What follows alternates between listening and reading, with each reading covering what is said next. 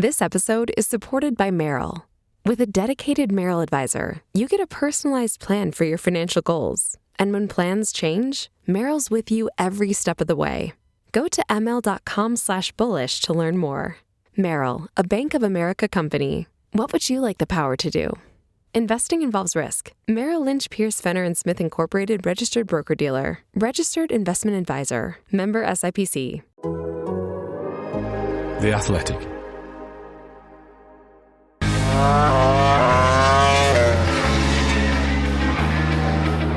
Financial crisis, question marks over its MotoGP future, talk of immediate freezes on development. KTM has gone from being the team on the rise, the next manufacturer heading for the top, to looking in serious trouble. This is the Race MotoGP Podcast. I'm Matt Beer. With me, as usual, are Simon Patterson and Khorounzhiy. We've also got a really special guest today. Markus Zoerweg from Motorsport magazine has come to join us to give his take on the situation. A very well-connected KTM journalist, Markus. We're going to start with Simon. I'm going to task you with giving listeners the overall big picture. What is KTM's situation right now? How big are these problems? Where has this come from? So we've known for a while that KTM has had financial problems. They largely seem to come from a really aggressive expansion strategy kind of during and after the COVID pandemic that saw them snapping up other brands and incorporating them into KTM, as well as expanding pretty aggressively into cycling. They ended up buying, obviously, Gas, which is run alongside the MotoGP effort fairly prominently with Tech 3 and Gas colours. They've bought a load of different bicycle brands. They've started making e-bikes, etc., etc., etc. We knew that the whole thing wasn't working, that they were losing quite a bit of money. And there was kind of rumours that they were going to enter a kind of voluntary administration, which is not quite bankruptcy, but a new Austrian system designed to prevent the bankruptcy from happening. Whenever that happened, it turned out that we'd been led to believe going into it that there was debts in the sort of hundreds of millions range, which is a lot of euros. But then whenever these actual financial documents were processed for this voluntary administration, we discovered that they actually owe 2.9 billion euros. A mix of that going to banks, to suppliers, even 40 million of it owed to staff. There's a lot of money owed, like a lot of money owed. And right now it means that the whole thing's kind of up in the air about what direction the company's going in. Part of me thinks that obviously there's such a huge employer and such a huge business that it's unlikely that they're going to be allowed to fail.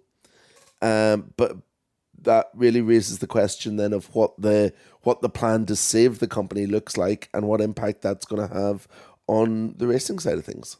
Yeah, I think Simon summed it up pretty well. The thing is, this whole process that is now started with them basically declaring bankruptcy is they now have 90 days to basically find a solution to get the company back up and running. The thing is, what they are looking at is doing it, what we call in Eigenverwaltung, which means basically on their own terms, together with the creditors, of course, but not being led by like an external institution or external person. So being allowed to do that basically shows that the institutions have some sort of trust in the company being able to get back up on their feet, because they see it as a basically healthy company with products that they can sell with a plant in the background. So that's the good thing. But as Simon said, nearly 3 billion in debt is a lot of money. I talked to people who know a lot more about business than I do, and they told me that in certain sectors, in certain branches, it's not unusual to work with a lot of like external capital, like KTM or Pure Mobility did in that case, because when you look at taxes, that's a beneficial way to do things. So that's not unusual, but there's a certain point when one or more of the creditors want their money back and you can give it to them, then basically, yeah, you're in the situation that KTM is now. I think you can compare it to like a bank run when people suddenly want to get a lot of money out of the bank. It's not happening. So I think that's more or less what happened to KTM.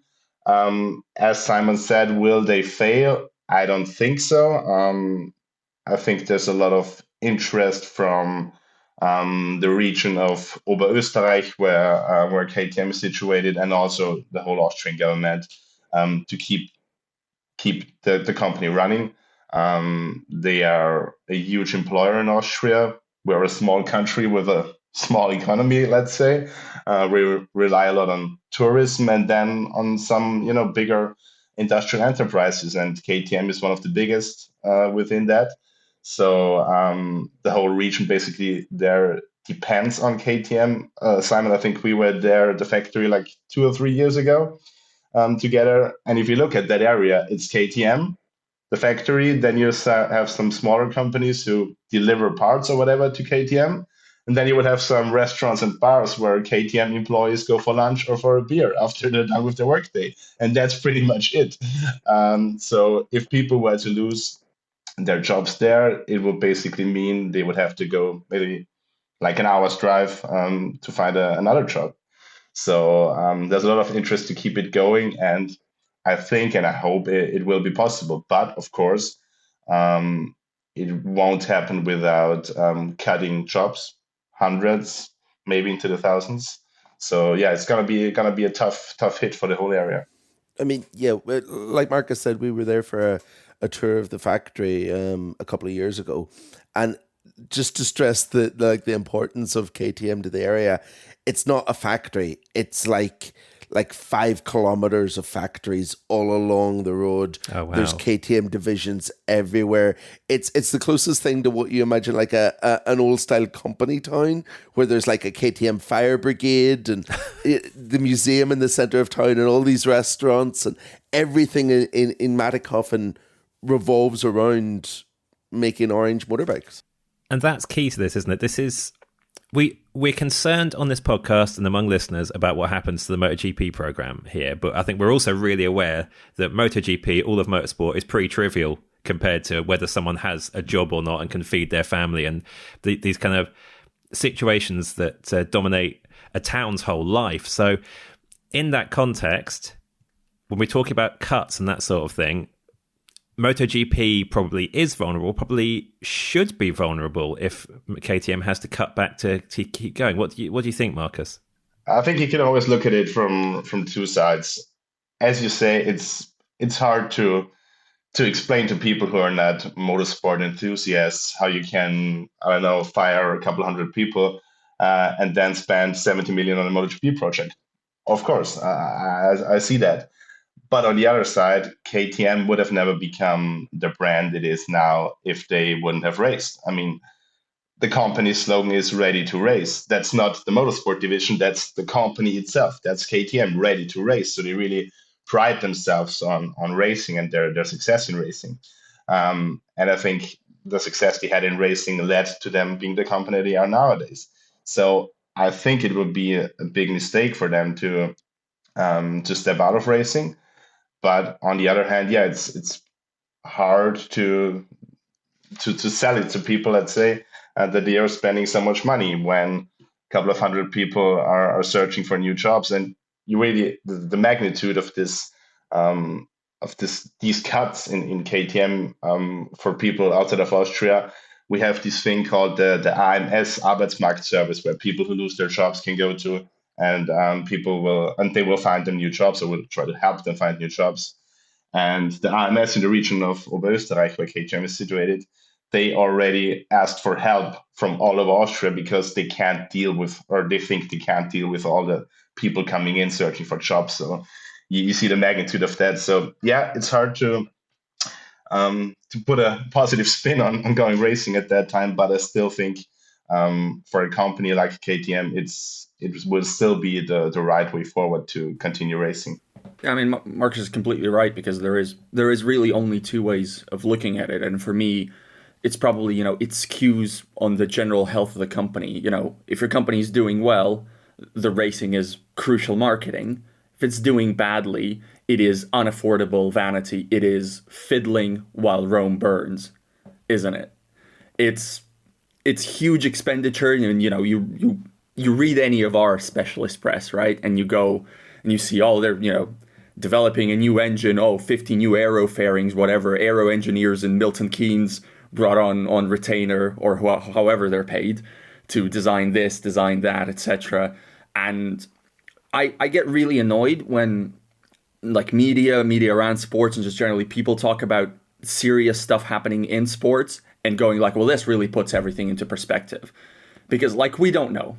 Like we don't know there's a whole world outside of this. Like we don't know that, life could end like this, that we don't know that, there's serious business going on in every person's life that's very much outside of all this on-track stuff.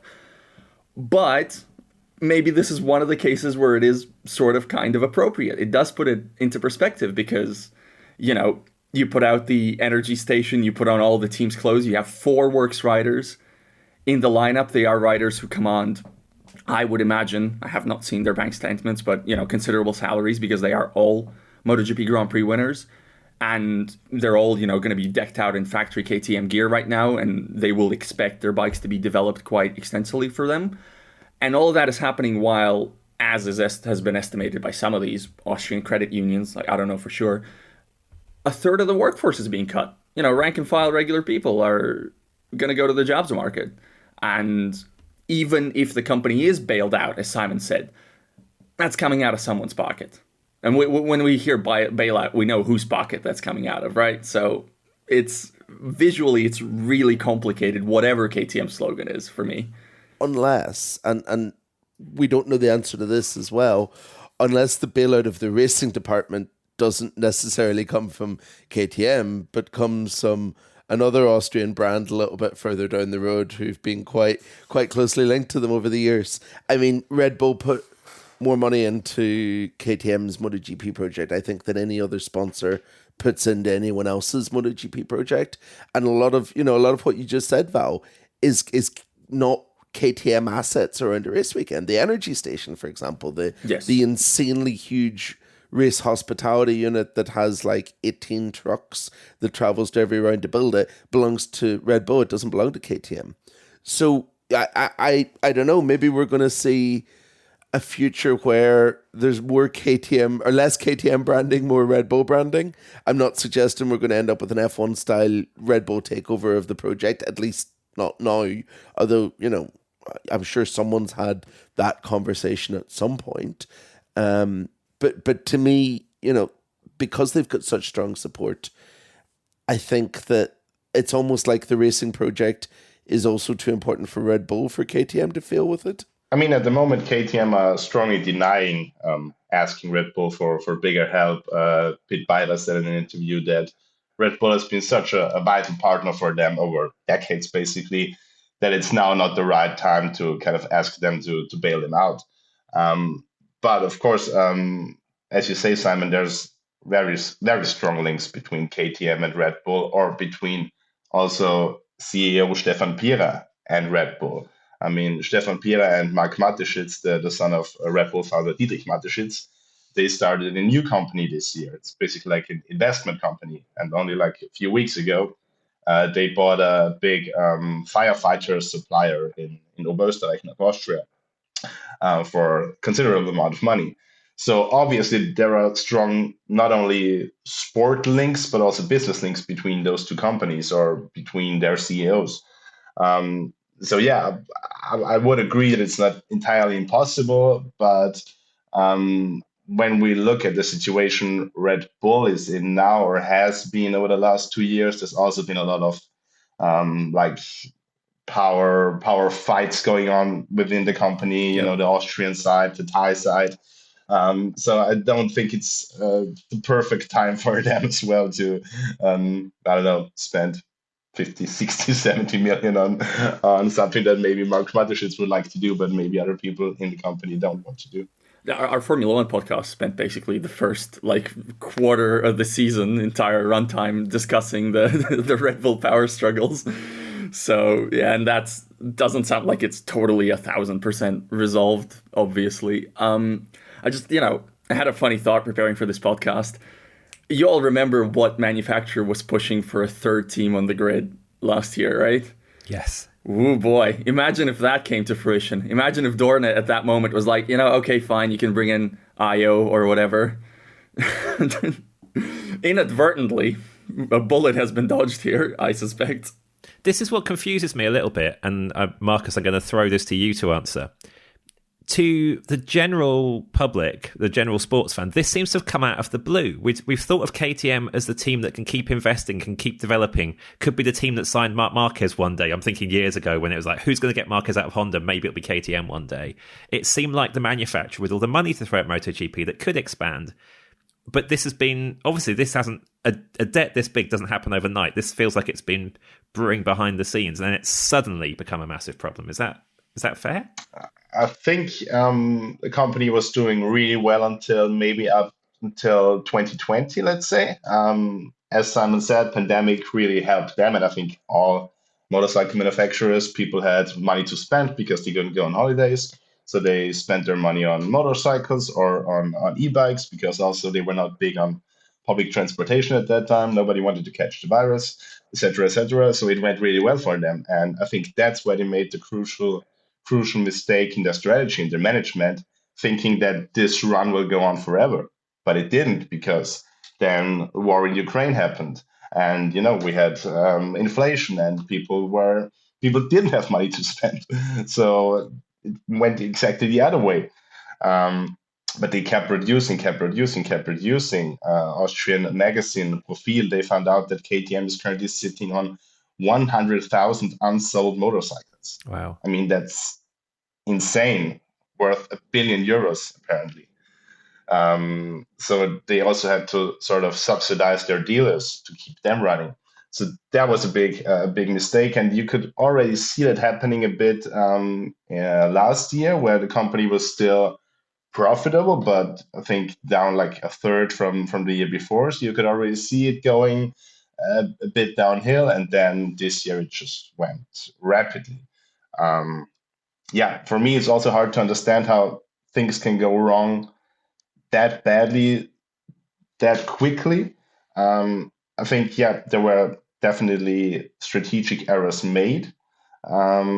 What I heard from people who know the company quite well is that Stefan Pira has always been a bold businessman.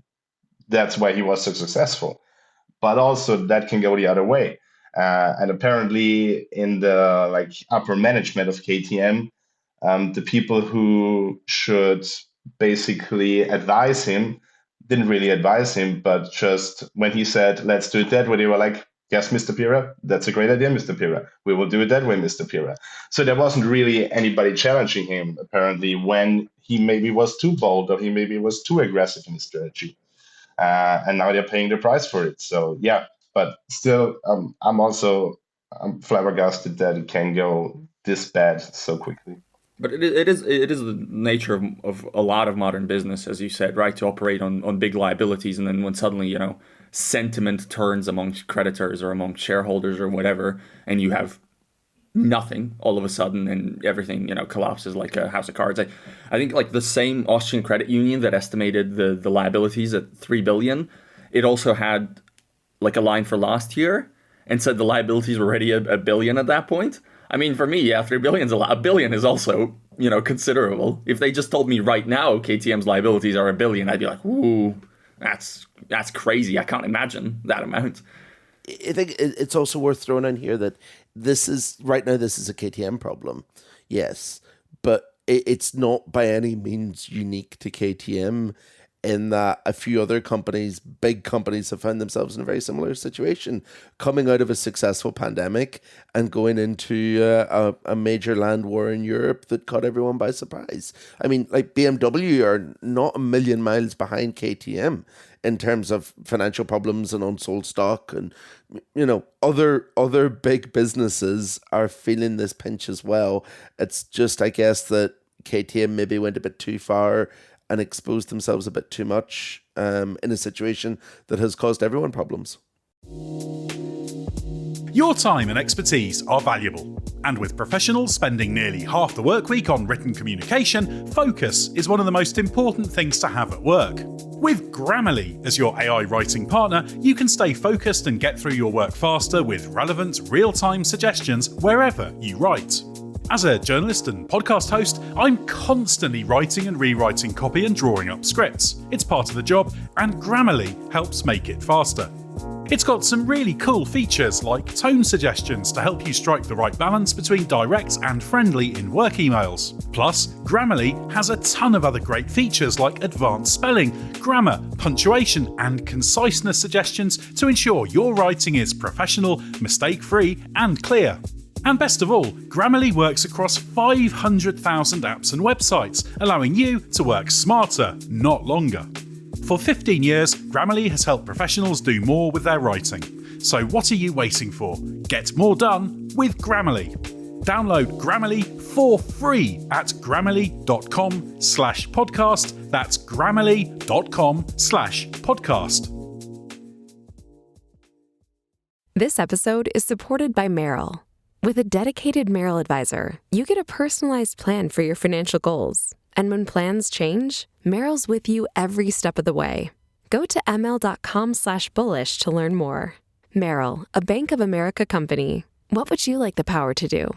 Investing involves risk. Merrill Lynch, Pierce, Fenner & Smith Incorporated, registered broker-dealer. Registered investment advisor. Member SIPC.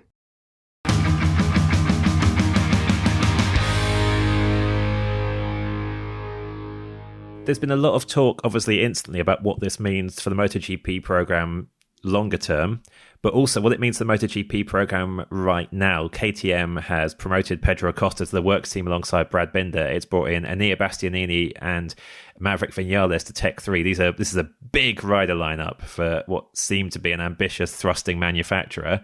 Val, what's been said so far about the immediate implications for next year's program, development, and the bike that these four will be getting on when testing starts again in February? Yeah, so KTM motorsport boss Pit Byer has given a range of interviews which seem to more or less add up to the same thing. Also, Tech 3 boss Herf Poncharal has spoken basically broadly among the same lines, which is, the 25 budget is signed off, the bikes are built, the fact that an engine freeze is kicking in at the very start of the homologation freeze of 25 and going through to the next regulations, with KTM obviously not being a concession manufacturer, that helps.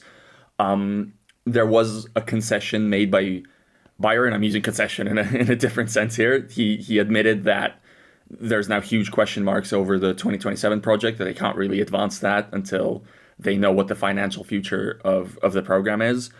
And there was also a report in the Spanish edition of motorsport.com that said the current development had been paused and that already in the Barcelona test, they were affected by what's going on financially with the company, and that the sort of the stock of upgrades was basically lesser than it would have been.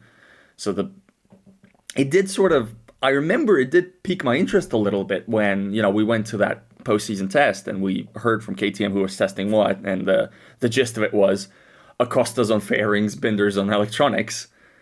And at that point, given the season KTM had just had, something about that didn't sound totally right with me. So again, you'll remember, because I brought it up on this podcast earlier, I asked Binder kind of, is this enough? Where's the all new bike and stuff like that? To which Binder replied, no, this is how we have to do it, piece by piece, little incremental gains in every area. I'm now slightly wondering whether this was a question he anticipated and the KTM press office anticipated and sort of directed him on how to answer. But also I don't know, would he have had a financial consideration in his head? Because normally when you give a sportsman a chance to at least allude to a situation they're not totally happy with, they will do it. Also, Brad Binder might be an exception. He might generally, not mind. He might generally have full trust in his employees and just not concern himself with those sort of areas. But it would be interesting one day to find out the full background of what the riders knew about the development state, how they felt about the development state, how they feel about what's currently going on. Because, again, if you swap out KTM with Ducati, obviously in their current state, and you're like, oh, they can't develop the bike anymore, whatever. I mean, in a sporting sense, whatever. 25 title, theirs anyway. 26 title, probably theirs anyway. I mean, we don't know, but at least the chance is good. The KTM is not ready to do that sort of thing. And if the KTM development pipeline has been genuinely affected, and again, I think visually, to the outside world, fiddling when Rome burns. It has to be. You cannot be bringing huge, new, ostentatious new packages, new development. But if the development has been affected, the bike is not ready to win. The rider lineup now outflanks the bike capacities. It is stronger, particularly because of Pedro Acosta than what the current bike can offer you. But if the current bike is now the bike, you find yourself at irreconcilable differences. Let's hear from Brad Binder now about the KTM package as it stands. Brad answered questions from the Race Members Club for an exclusive podcast that we put out in the Members Club recently. If you want to be part of that and get so many more exclusive one-on-ones over the next few weeks and chances to throw questions in for this podcast and in the future some other riders too, and get our retro series on 2015 next season, that has won the vote. That is a season we'll be revisiting. Sorry, Simon. If you want to be part of all of that, look for The Race on Patreon. Go to the-race.com/members-club and work out how to join us through there. But yeah, let's listen to Brad answering your questions on KTM's 2024 bike a couple of months ago. There's a bit of a theme of people asking about how this season has went. Paul McClanahan says, if there was one change you want from the bike, and there's one change you want from the bike in the future when the new rules come in, like what would it be to give you what's been missing a little bit this year? Yeah, look, I think for us, from the get-go of the season, we've had our struggles for sure. Yep. Qatar ended up being quite okay, to be honest. And then after that, we kind of started to see a little bit of the dark side. We did see it before as well, but we realised that Qatar wasn't really an issue. But one thing we seem to be struggling with at the moment is one big issue all of us seem to have is when we flick into the corner, we go straight for a couple meters before it really starts to bite and turn. Yeah. And in that moment, if you force it, you lose the front. So that's something that we've really been struggling with, and it's been hard to understand what to do because it's something we've caused by, I'm not sure what, because it doesn't matter what we do whether regarding weight balance or anything, it stays there. So yeah, it's something that I almost need to just forget about and just figure out from there. Fair enough. That kind of answers, it answers the other side of Pranab's question. He says that what's good about the bike right now? Yeah. What's the strengths of the current bike? Well, the strength of our current bike at the moment, I would say, is straight braking. Straight braking, we seem to have a small advantage compared to the others. Unfortunately, when we start to tip into the corner, this little bit of a delay is just putting us on the back foot for the rest of the corner. Yeah. Obviously, we tend to start turning a little bit too late, and then of course the exit's not fantastic either because you're picking up too late. So it's something we really need to work on, and the guys have some good ideas, but it's always difficult to fix during the season. It feeds nicely into the next question. John Ozah says, KTM bring a lot during the season. There's always a lot coming in terms of new parts and stuff, or at least it seems that way. Like, how hard is that for you guys to kind of keep on top of and to figure out what's working and what's not whenever there is so much going on?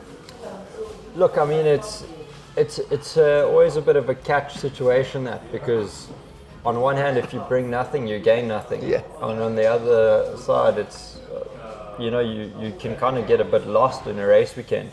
The thing is, nowadays it's a couple tenths the difference between being in the top 5 and being out in the Q1. So it's so tricky, because if you don't get the time in during the weekend, like work properly from lap 1 and really just build into it and get rid of all your like little weak points early on, and you carry that with you, it hurts your whole weekend. So if you try something, it doesn't work and it really puts you on the back foot, it's difficult to stay on top of it after that. But it's something that we've had to try to do lately just to figure things out, to gain information, because I mean it's clear this year it hasn't gone according to plan. Yeah. And we don't want to be in this situation next year. So Simon, you had that chat with Brad in October, I think, and at that point, how are we feeling about KTM? That basically that season sort of stagnated, hadn't it? We'd had Acosta come in and make it look like maybe Binder hadn't been getting enough out of the bike, and there was even more potential there than we realised, and then everything really was flatlining. Now, in retrospect, it might turn out maybe development was being hit by the financial situation, but even before financials were a problem for KTM, is it fair to say that the graph hadn't been going as dramatically as we'd thought it should, given the progress it made in its first few years? I mean, I think part of the problem that underlines pretty much everyone's season apart from Ducati is that they also didn't understand the new Michelin rear tire properly, and that delayed a part of their season before it ever really kicked off. We were still listening to riders complaining about issues with that tire at pretty much the final race of the year. So there were issues that came from that affected everyone and kind of gave Ducati a lead that looked a bit artificial. And I think, KTM were still the best of the rest whenever you look at the championship standings, right? They still had, we had 4 Ducatis and then KTM's in 5th and 6th. So they're still doing okay. It just wasn't what they wanted it to be. It wasn't enough to challenge, the onslaught of red bikes. I think actually, considering that they had 2 bikes at the sharp end behind those 4 Ducatis, it's made a season that was maybe a bit better than previous seasons look kind of average. But I think it actually, there was progress there. This was a bit of a step forward from them. They were actually a bit more consistent start to finish across the season than they have been in previous years, in that, Acosta was pretty much consistently challenging for podiums from day one until the final race of the season. So I think this is more one of those circumstances where Ducati have made an amazing bike that works with a new rear tire and it's leapfrogged everyone else, and KTM have still managed to emerge better than pretty much everyone else. Because look at especially the last kind of 6 races of the year, they had a better season than Aprilia, and the Japanese manufacturers aren't even in the question. Markus, what's the expectation for KTM been like in Austria? Has it felt there like it's doing as well as people hoped it would by now, or was there expectation that bigger success would come sooner with this program? I think it depends if you ask fans or if you ask the company themselves. I think fans are not unhappy, but the people within the factory, especially the higher ups, they want to win everywhere they go. And they won everywhere they went. That's always what KTM did. They went into a series, boom, they won. They knew that MotoGP will be the hardest class to win. I mean, it's the pinnacle of the sport, clearly. And it was clear to them that it will take a couple of years, some years. It's now been their 8th season. They are, second best manufacturer, but they're not even close to Ducati. I mean, probably they are a bit further away compared to last year when you look at the points, the difference. So I don't think they're happy with that. And now if you look at 25, 26, I don't think it's going to change. So we're now looking at 10 seasons without a title in MotoGP. And then, of course, maybe there comes a point where you have to ask yourself, okay, is it worth spending, like I said, maybe 70 million a year on a class we're maybe never going to win? And then I think we're going to talk about that even more. 26 will be the end of the current contracts with Dorna. So that will be sort of would be an easy way to get out of MotoGP for KTM if they want to. So, I don't think Stefan Pira, Pit Beira, all of them are happy with what they achieved so far in MotoGP. They want more. Will they be able to get more in the current situation? I doubt it, to be honest. So, it's a bit of a tricky one for them. I mean, if it was going well, then, Fabiano Sterlachini would still be there. Francesco Guidotti would still be there. Changes to that kind of structure happen when there's an implicit understanding that things aren't going well. Just to go a bit back, I remember back in, say, 2019, when Matt, you and I were both working for a different company, but in that company we also covered MotoGP. And I remember a persistent thought that I had during some of those, pre-2020 years was, I feel we're covering KTM too much because they haven't proven anything to me. Because they have not been, there's this expectation that, of course, because they've won everywhere, because they've won like 5 million Dakars or whatever, of course they'll keep, they'll win in MotoGP at some point. So we have to, cover every step of the journey. And I was sat there like, well, I mean, this bike still doesn't convince me. This, there's not really been anything. There's been one Paul Espargaro podium in a weird wet race where he crashed before scoring that podium. So clearly very representative of the program's health. The 2020 bike then was really, really good, to the point where I think if you re-roll that weird season like 100 times, maybe Paul wins the title, like 2 of them or something like that. He gets in the conversation. He was very competitive that season, and obviously Miguel Oliveira won 2 races on a satellite bike, and they weren't wet races. They were, credible, genuine races. I mean, Portimao was just a normal race that he dominated. It wasn't wet. So clearly the bike was already capable of great things at that point. But then Brad Binder's win at Brno so early in his career as well. Yes, Was exactly. a proper, and this is a quality bike working, giving a rookie confidence to do this. And the thing is, track. Paul probably should have won that again. It's just the story of Paul's career, but he was very, very competitive that weekend. I think those heights have sort of kicked off the second era of KTM that has then, for me, followed the same pattern as the first, where you're like, okay, but then there are starting expectations that are not being met by gradual progress, by gradual development. I think, just like I was unconvinced by where they were compared to their starting point in 2019, I now find myself unconvinced by where they are in 2024 compared to 2020. And of course, the Ducati dominance, the rear tire story of this season are considerable factors there. But it's not like they were tucking away the 23 Ducatis this season either, right? I mean, you can talk about the Marc Marquez factor, obviously, but you couldn't say with total 1,000% confidence that, this year's RC16 is better than this year's 2023 Ducati. It's a terrible collection of words, but I think you see what I mean. But also the different point for me is it kind of almost doesn't matter when corporate interests come into play, whether you've won or not, right?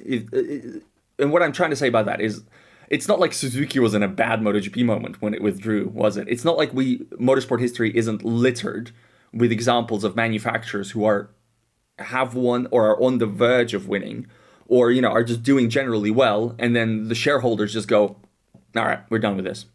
We can't commit to more of this for outside factors.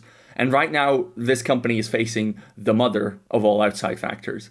And I know MotoGP is a huge marketing driver for them. I understand all of that. But, I mean, even if they were winning every race with Pedro right now, how can you possibly justify signing up to 27 with the contract still unsigned with the situation as it is currently?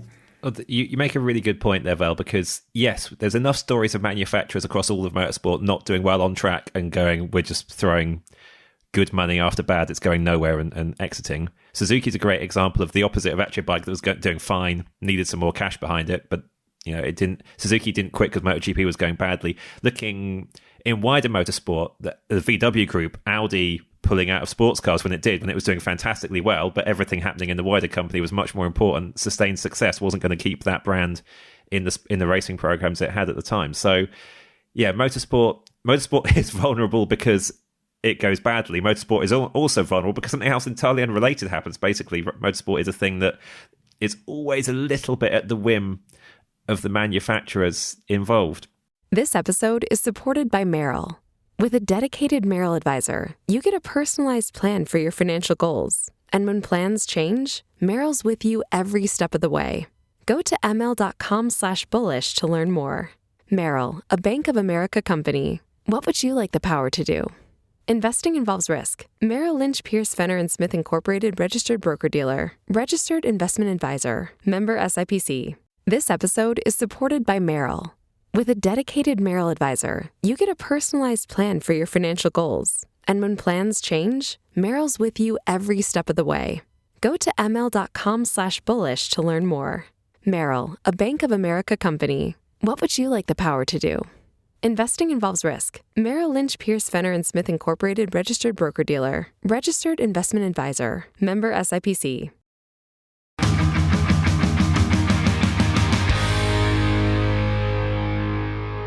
There's been so much chat in the community section of the Race Members Club on Patreon about the KTM situation this week. The community section is well worth checking out. It's basically a place where a bunch of members and us chat about MotoGP all the time. It's one of my favourite places to be on the internet. It's genuinely really civilised, even though it's fans talking about sport. Please don't get uncivilised. Now I've said that. Goose kicked off the chat about this with lots of concerns about KTM. JD weighed in as well. Eric Yip asked what was going to happen with the junior program. We'll get into that in a minute, Eric. But one of the biggest questions is what happens with the current riders and how they're going to deal with this situation. As James Stevenson put it, unless your name is Pecco Bagnaia, Marc Marquez or Jorge Martin, your ride isn't safe now. If Pedro Acosta wants your seat, you're gone, contract or not. So let's start with Acosta. Is Acosta going to be looking for a way out of KTM quickly in this situation? Who wants this one? Go on, Marcus. I think Pedro knows that he owes a lot to KTM. Basically, they made him the rider he is now through up all the lower categories. And when you listen to him talk about the company, you can really feel that he feels as part of the company. He knows how to push people, but he also knows when to give credit to their work. So I think it wouldn't be easy for him to step away from KTM. I think for him, KTM is more than just an employer. But at a certain point, you have to look at your career. And if KTM is really lacking funding for their MotoGP project in the upcoming years, Pedro has to go and find another manufacturer. And that's clear to me. And I think every manufacturer will be happy to sign him. I mean, he's the hottest young talent out there. So I think KTM has to be really careful, treat him really well, as far as they can do it at the moment. Because otherwise, I don't see him staying at KTM longer than the end of 26. For the other riders, maybe it's a bit different. Other manufacturers won't look at them as much as they look as Acosta. But still, I mean, those are class riders. Fred Binder, Enea Bastianini, Maverick Vinales, all of them won Grand Prix, all of them finished like top 4 in MotoGP championships, I think. So yeah, KTM has to be really careful and has to really look after their riders, as I said, as much as they can at the moment. Yeah, I mean, given KTM's general sort of track record and background with all the contracts laden with options, even though we have the story of Jorge Martin being able to escape in Moto2 generally, I would be surprised if they signed Acosta in a way that left any performance-related exit door. I mean, maybe, but I would be a little bit surprised. I mean, they didn't have that much leverage, I guess, in the negotiation, but they also... It's not like there was other obvious suitors for Acosta, and they did have an option on Acosta, didn't they? I think so. An option that instead of being converted was just turned into a new contract. I would imagine with considerably improved terms, but that was all before. I imagine it was widely known the extent of financial problems that KTM might face. If you were signing that contract now, obviously you'd put certain things into there, certain clauses to ensure the bike stays competitive, to ensure you can still, to ensure it is a race-winning bike. But when it was signed, I just don't see how he would, how we'd be able to escape. Again, without seeing the contract, obviously it's impossible, but I don't see how KTM would open any door to basically its prized asset walking away when he feels like he has to. It's not the kind of business where you can just change your mind. And, we've never seen a rider at their peak just decide to walk away mid-contract and be granted it, unless it's Mark, I guess. Honda didn't really need Mark so much at that point. I don't think Honda, having already won all the titles it had with Mark, I don't think KTM is going to be in the same situation with Pedro if suddenly Pedro decides that actually he wants to explore other options. I mean, there is a rider in the KTM family this year, Val, in 2025, who knows how to get out of contracts mid-season. So he could always go full Maverick Vinales and try to blow up a bike.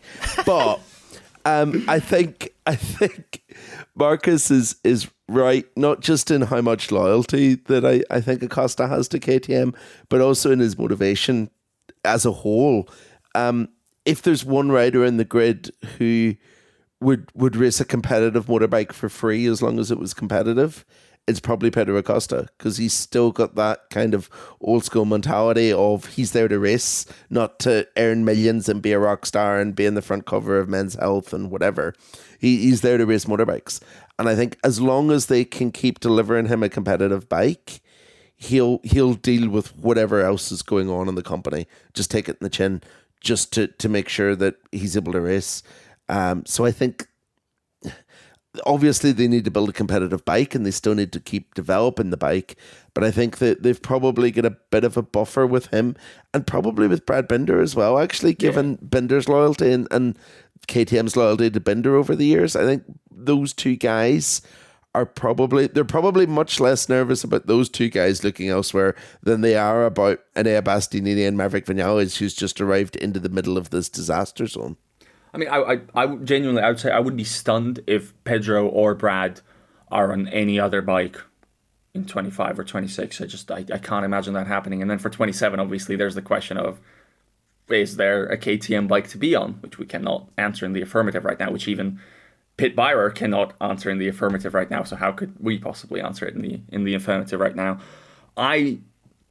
For me also, honestly, Maverick and Enea, for me, it would be more of a question of, if they ran out of money to such an extent that they can't field 4 bikes, is when they obviously go on the market. And for me, that's more likely than unilaterally them trying to escape the contract. Again, the current MotoGP market is in a bit of a holding pattern, right? There are no amazing seats on offer. There's 2 amazing seats, which are locked down. Nothing's happening to them. There's a third amazing-ish seat. That's, the Works Ducati at VR46, which is locked down under a 2-year contract for Fabio Di Gianantonio. Then there's some satellite Ducati bikes that riders seem to have issue really properly going after accepting because it means a significant decrease in pay. I think as long as everybody within KTM is confident the money that is promised will hit the account at the end of the day, what else do you go for hunting? Even if the bike, say, stops developing tomorrow, there might just be an acceptance of, okay, 25, 26, you do a job, then you go on the market in 27, and all of 25, 26 is about positioning yourself for 2027. Yeah, right now, the alternatives aren't great, whatever KTM situation. Aprilia is unpredictable, and that is Jorge Martin's town for now. There's not necessarily a lot of point going there to try to be number one. Yamaha and Honda are absolute works in progress. If KTM does sign up for 2027 and is in a position to do so, I think my worry for it is about then, because whatever happens from here, even if it's good news for the racing program, there's a delay built in now. When everyone else is making a degree of headway on 2027 and that massive change, KTM is not. That has to hurt it going into that new rule cycle. And that will be in riders' minds when they're choosing which manufacturer to gamble on for 2027, because this rule change makes every seat you could sign for some degree of gamble. And if the evidence is this manufacturer is behind and couldn't spend as early as the other ones, straight away, that's not a great situation to be in when you're shopping on the rider market. Which also means you don't sign up for 2027 as a manufacturer, which I'm not saying is what KTM will do, but, if you're here to win, and ultimately, the end goal is to win the championship, but you cannot sign the riders who will win you the championship because they believe you've let too much time slip away in terms of development. Like, if you're KTM right now and you're going to lose Pedro Acosta for 27, again, it's pure hypothetical, right? But he's told you, look, guys, the bike isn't developing. I'll go somewhere else. I'll do these 2 years with you, and then I'll go somewhere else. You don't continue. That kid's your golden ticket to a MotoGP title, and you're here for a MotoGP title. If you lose him, you don't win the MotoGP title. You go home. Well, that's how I would see it, personally. I'm not saying that's how they would see it. And there is a sort of precedent for that in motorsport, in Citroën binning its once massively successful rallying program because Sebastian Ogier signed somewhere else, and so basically was a massive strop. Yeah. Citroën just quit top-level rallying. Yeah. Citroën was in a mess at that point, though, more so than KTM is now, competitively at least.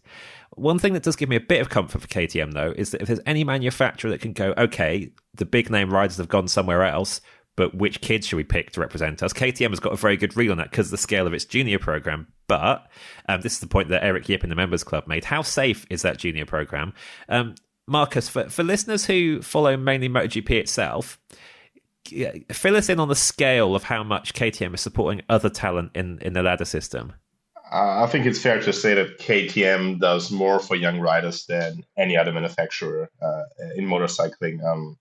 Starting off with Red Bull Rookies Cup, that is basically funded by Red Bull, as it says in the name, by Dorna, by KTM as the manufacturer who delivers all the motorcycles since the start of the series in 2007, I think.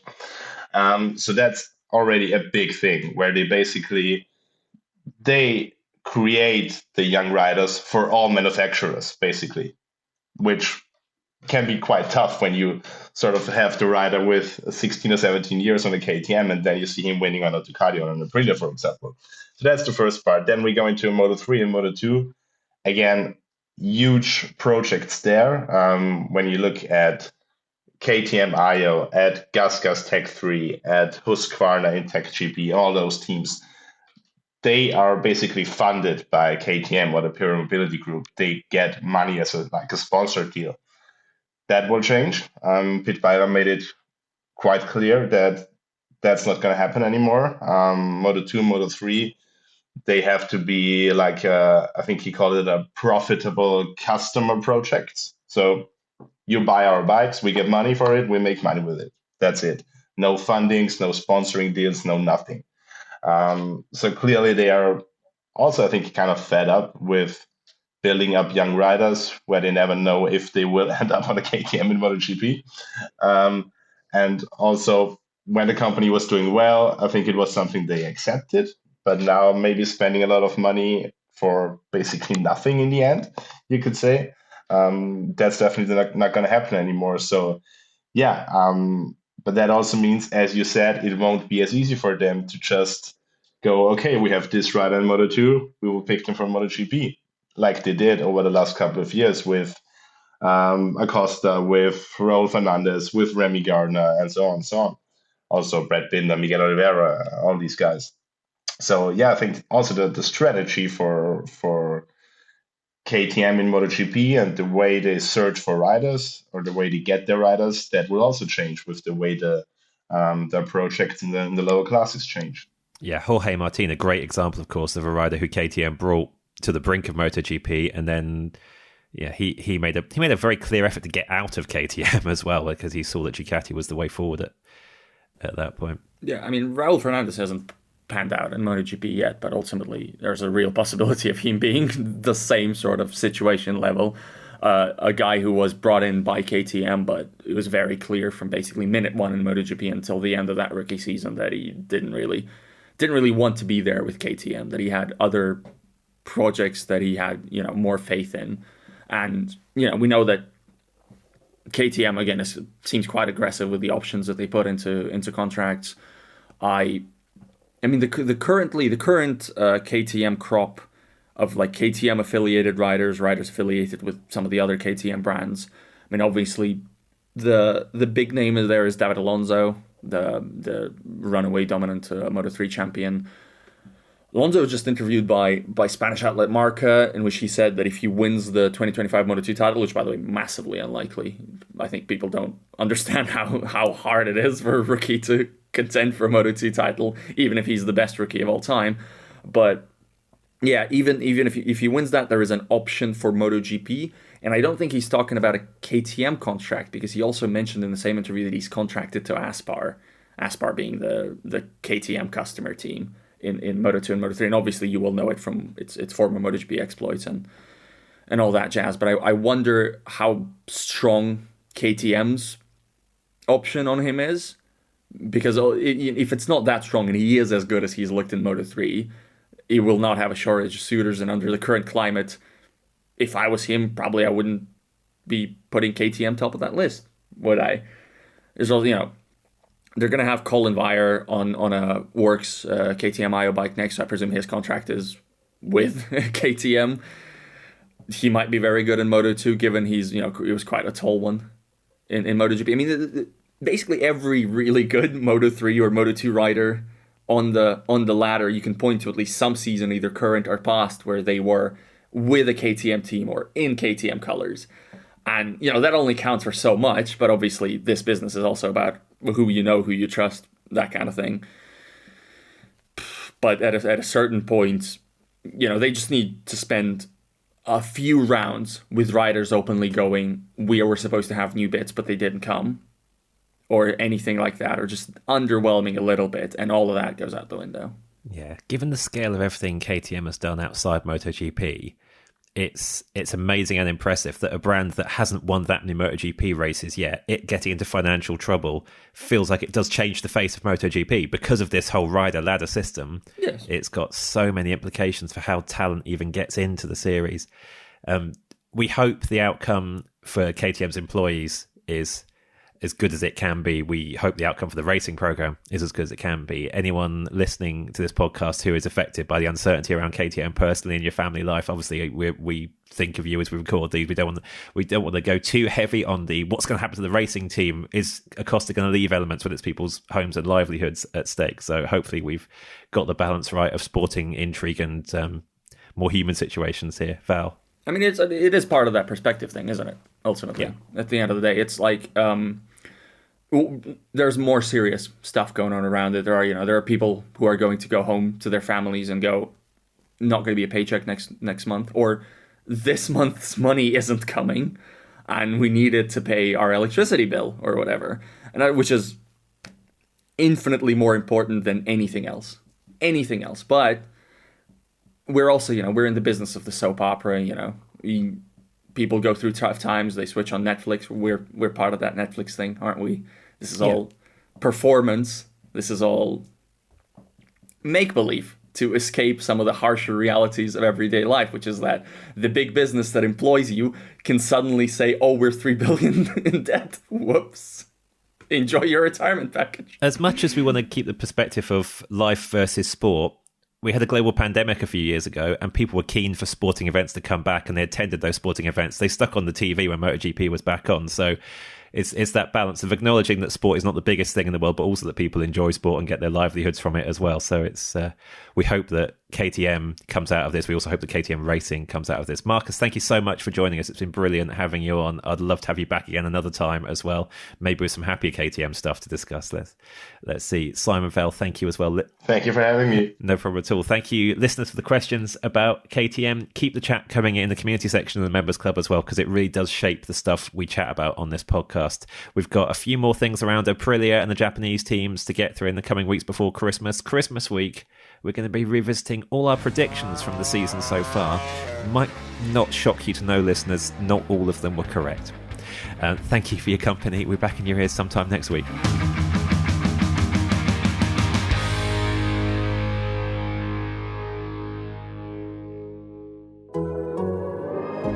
The Athletic.